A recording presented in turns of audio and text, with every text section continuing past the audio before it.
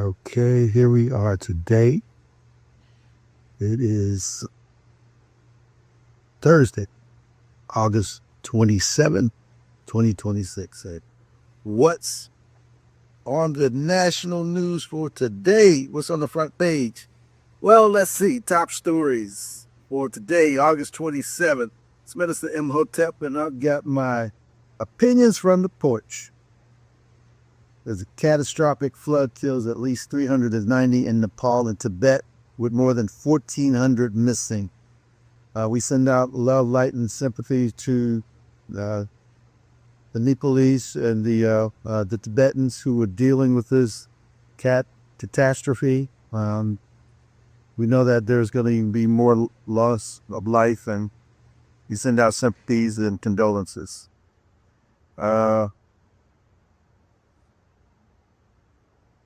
Let's see what's next. Trump signs order to rename Lake Ontario as Lake America amid Canada trade war. So the orange Julius Caesar is up to some more nonsense. Let's see what this says. President Donald Trump signed an executive order that he said will immediately change the name of Lake Ontario to Lake America. This is from Kevin Bruninger from CNBC. The move followed a breakdown in U.S.-Canada trade talks that prompted new retaliatory tariffs and a rapidly deteriorating relationship. Trump last year signed an order asserting that the Gulf of Mexico would be named the Gulf of America. We'll see how well that's gone. President Trump on Thursday signed an executive order that he said will immediately change the name. Trump's attempt to rename the Great Lake, which straddles the U.S. northern border of Canada, came as a recent breakdown in trade talks between Washington and Ottawa has led to new retaliatory tariffs and a rapidly deteriorating relationship. Nonsense. I won't even give that much comment because we know it's foolishness. It's just craziness. He's up to it again. Let's see what else is going on. The FAA found LaGuardia air traffic controllers left work early before early deadly collision. They left work early. This is from the Wall Street Journal. Andrew Tangel. Federal aviation officials have found that 2 air traffic controllers left work early before an Air Canada regional jet crashed into a fire truck at LaGuardia Airport in March. The Federal Aviation Administration is moving to fire the 2 controllers, I hope so, who officials determined they had left about an hour before the shifts ended on March 22nd. People familiar with the matter said. As a result, 2 controllers remaining at the LaGuardia Tower didn't have backup to assist with high workloads. That is crazy. It's bananas, and as high stress as that position is, to leave work an hour early. No sympathy for their firing there. Get rid of them. Okay, more foolishness from the orange president, the orange Julius Caesar who want to be. Before an emergency hearing, the Kennedy Center's board threatens to demolish it. This is from Anastasia Tsiolokis, from NPR.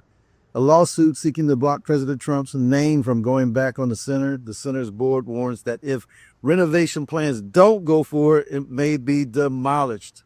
In a legal filing, the board of the Kennedy Center said that the arts complex and living memorial to President John F. Kennedy may be torn down if its plans for a 2-year renovation and to add President Trump's name back to the complex do not move forward. Blackmail. White female, I don't know what you want to call it. The board called the Kennedy Center embarrassing to the nation's capital and a sick and poorly run facility.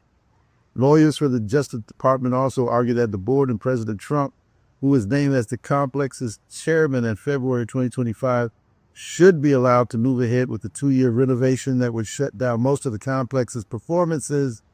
The complex's performance venues and cost at least $250 million.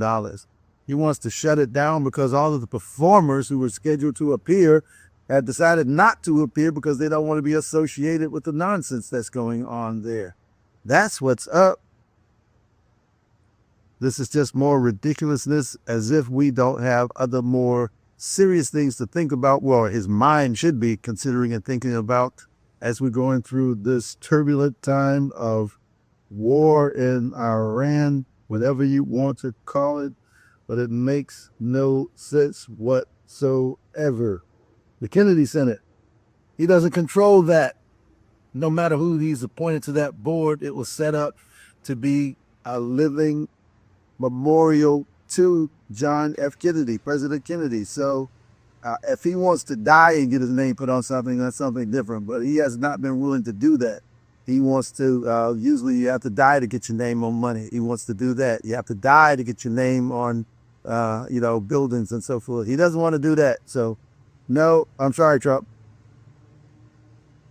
Let's see, what else is going on in here? I mean, that's crazy enough right there. Let's see what's going on with the Washington Post, because it's about some local Atlanta specific news. Let's see. On the Washington Post, this is from Liz Goodwin and Olivia George. A former Mike Collins staffer posted KKK and Nazi images. Some Republicans see a pattern. I hope they'd see a pattern, because Mike Collins, he's going up against John Ossoff. Let's see what this says. A former staffer for Representative Mike Collins, Republican Georgia, shared images in June and July on his X account of a swastika and one that depicts himself in Ku Klux Klan robes. The images found in a search by the Washington Post follow other controversial actions and rhetoric from former Collins staffers and other Collins associates that have dogged his Senate campaign. A number of people in Collins' orbit have been accused of having ties to white nationalists or of making racist or anti-Semitic comments. The Congressman's own social media presence has also drawn scrutiny.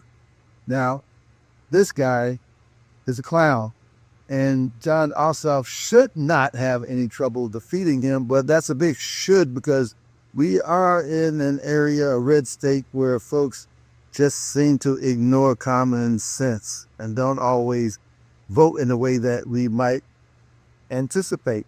But hey, I'm hopeful because Ossoff has presented himself very well. He stood up to a lot of the shenanigans in Washington, presented himself well in Senate hearings, with the Attorney General, now current Attorney General, which never should have been confirmed as an Attorney General, was going through the Senate hearings. Ossoff actually challenged him with some very strong questions, common sense questions, honestly, but they were strong at the time. But he should have no problem defeating this Mike Collins, because, as you see, Republicans themselves are concerned about what he's putting out there. They're concerned about the image because they know that the party is in dire straits right now, not just the Strait of Hormuz, but the straits of dire as they go into the midterms in November, with all the nonsense going on with the war, munitions running out. The Navy's running out of equipment and munitions, morale and everything else, as they endured this hardship of being over there for so long without a clear agenda or objective or mission to accomplish. And now, to add insult to injury, we have a president who wants to be an interior designer or decorator or whatever, who's more concerned about his Martha Stewart projects than he is about the welfare of the people that he was elected to serve. It's not his house. It's the people's house. Can't do what you want to do with it. You have to get some consensus from folks who were there in that role. Let's see. What else is going on? Well, here's one that's I like, that's interesting. From Notice. However, you know what Notice is, Notus. Lisa Cook turns mortgage fraud accusations back on Trump and Bessa. You remember Lisa Cook? She was the Federal Reserve governor who was accused of mortgage fraud because she would have gained a whole couple dollars from a mistake on her income tax. says several recent reports allege that the president has engaged in the same activity he's accused Cook of. Federal Reserve Governor Lisa Cook is hitting back at the Trump administration's second attempt to oust her by pointing out that the president has reportedly engaged in the same activity she's been accused of. The White House has said Cook committed mortgage fraud by claiming multiple primary residences on her taxes, an accusation that is deemed serious enough to warrant her ouster from the Fed board. Cook has repeatedly denied wrongdoing. In Wednesday letter to the White House, her counsel pointed to a number of recent news stories that found President Donald Trump and multiple cabinet members appear to have done the same without facing any repercussions. Now, you know where he is in Mar-a-Lago.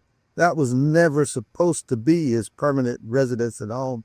In fact, the contract states that he could only be there for a certain amount of days, and he totally has gone against that. He has the people of Palm Beach upset because whenever he's in town, there's much more traffic, the airspace is crowded, much more security and regulations and restrictions and everything that is supposed to be an enclave of the wealthy for getting away, and now they have all this chaos and confusion imported because he's not following the law and the rules.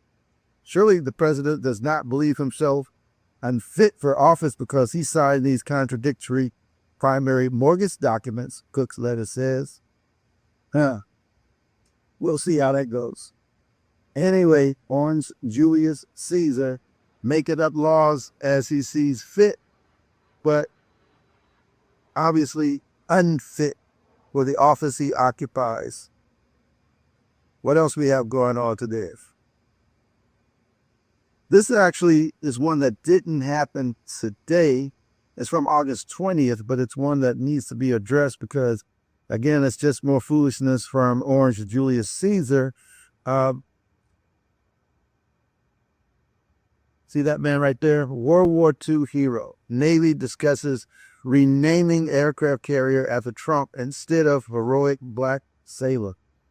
The USS Doris Miller, yes, the brother's name was Doris, but he was often known as Dory. Never heard of Dory Miller. He had some rather heroics. And I think this brother was one you wouldn't want to challenge and call out his name in front of him. But anyway, the USS Doris Miller would be the first aircraft carrier named after a black person and an enlisted sailor, not an officer, not an admiral, but an enlisted sailor. A decision made during Trump's first term. But now here we have it. This is from Courtney Cube and Moshe Gaines from NBC News. Navy leadership is discussing renaming a Navy aircraft carrier after President Donald Trump. Again, I thought you may have had to expire before that honor could be, according to two U.S. officials.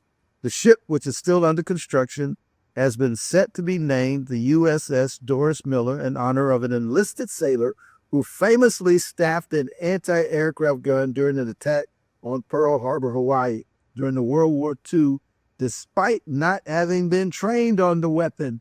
This brother stood in the gap, got onto that anti-aircraft weapon and began shooting down planes without any training on it.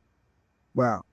Miller, a mess attendant, mess meaning in the mess hall, cook in the cafeteria. A mess attendant grabbed the gun during its attack and is credited with shooting down at least one Japanese plane and dragging wounded U.S. sailors to safety. Miller was the first black service member to receive the Navy Cross, the Navy's second highest honor. And now, Orange Julius Caesar is talking about changing something that his administration, the first administration, set in motion. That was something that should have been to his credit, and now he wants to erase that. That is a shame. This brother stepped in the gap, filling where when he saw a need. And isn't that what black folks always tend to do? We've had to always do in this country, to fill in the gap, fill the need.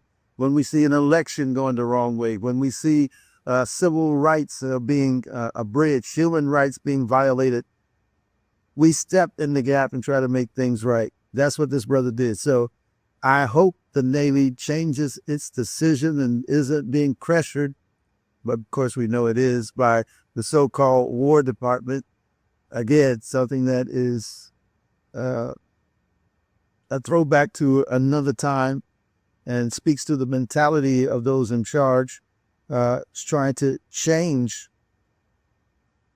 what was set in to be already. It was a foregone conclusion. It was an honor to honor the first Black person to have a ship named after them in the U.S.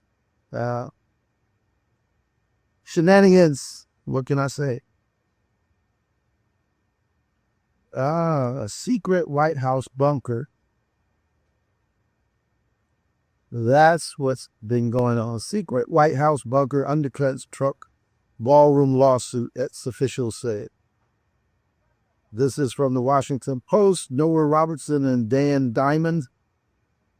President Donald Trump has claimed that the White House needs a massive new ballroom because it would provide him and future presidents with a secure, hardened facility. But former officials say the argument fails to acknowledge that the presidential complex already has one. What's the deal? More than a decade ago, federal officials built a highly protected bunker embedded deep underground that can shelter the president and his top aides in a national security emergency, according to 3 former officials. So it's really about his attempt to create a palace in honor of himself. I didn't invite you as my guest, so you can go back from whence you came.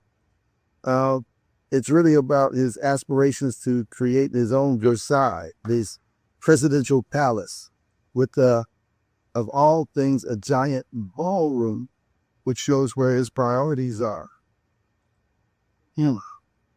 Anywho, it's stopped for now, but we still got a gaping hole in a desecrated and demolished and absent East Wing.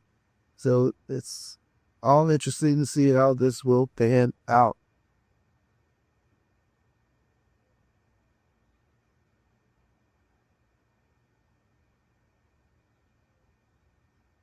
Anything else?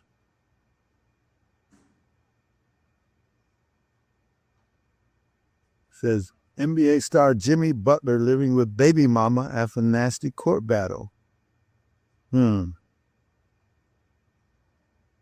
This is TMZ, so hey, take it with a grain of salt.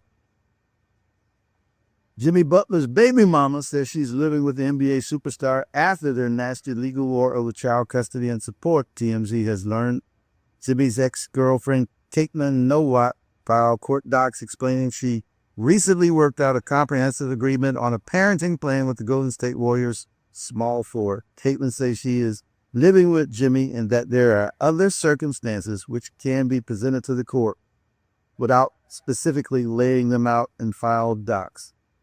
Other circumstances, you don't have any money and you want to hang on to this brother who has money and you have that cooked in him with that baby, and that's what the extenuating other circumstances are. Jimmy, you in a jam. Speaking of another athlete with a girlfriend, Michael Strahan quietly welcomes baby number 5, his first with girlfriend Kayla Quick. Take a quick look at Kayla and you'll see what's the